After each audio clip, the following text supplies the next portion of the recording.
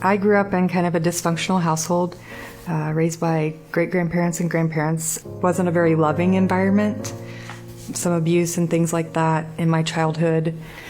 So that's kind of what grew the void in me, feeling like there was something missing that I just wanted so badly, but I couldn't find it. They took me to church. I went through catechism class.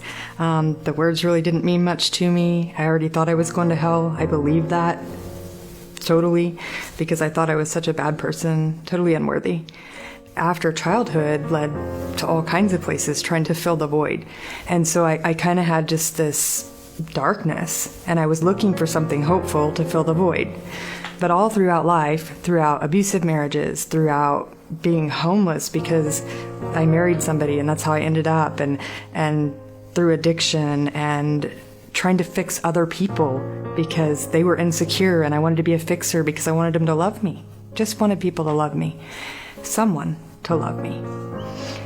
And so all throughout that time, what I was searching for in this void in the pit of me, just knew that there was something, but it was a terrible void. And I got to my lowest of lows, and that Bible I got in catechism class, I decided to open it up. And this verse just popped out of the page. It said, "I've set your feet in a spacious place and I've not handed you over to evil." And then I just prayed and I was like, "Lord, I believe you. I know you're there. I know you're real." Something happened in that moment that it was like this. And that was the moment that void was filled with Christ's love, because all the things that I'd been through before didn't matter.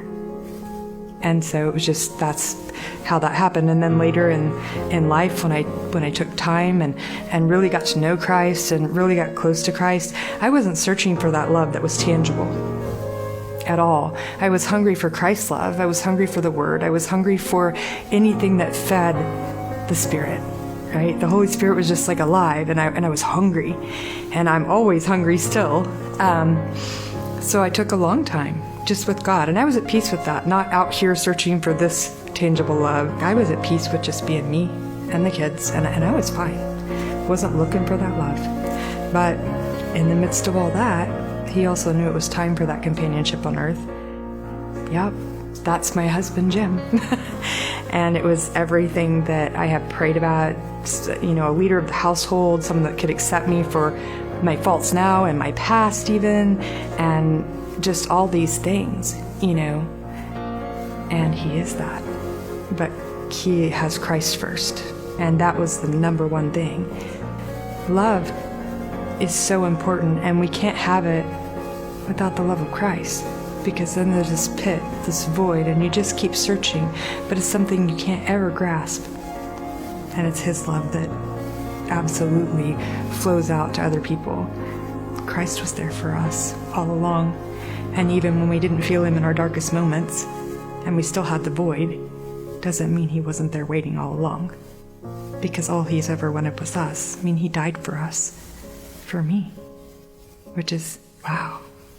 But the fact is He loved us like that, so we have to love others like that, and maybe their voids will be filled too.